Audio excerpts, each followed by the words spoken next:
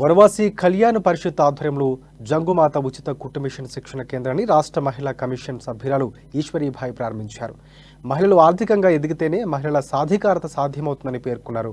ఇంద్రవెల్లి మండల కేంద్రంలో వనవాసి కళ్యాణ్ పరిషత్ ఆధ్వర్యంలో నాగోబా విద్యార్థి నిలయంలో విజయ్ కుమార్ అగర్వాల్ సహకారంతో ఏర్పాటు చేసిన జంగుమాత ఉచిత కుట్టు మిషన్ శిక్షణ కేంద్రాన్ని ఆమె ప్రారంభించారు. నేడు సమాజంలో మహిళలు అన్ని రంగాల్లో రాణించాలని, స్వయం ఉపాధి ద్వారానే ఆర్థిక ఎదుగుదల సాధ్యమవుతుందని చెప్పారు.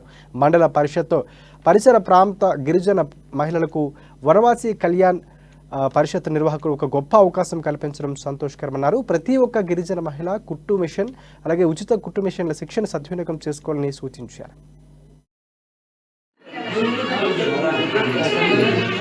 जो आए उससे उसको एडजस्ट कर सकते हैं इधर से एक मार्क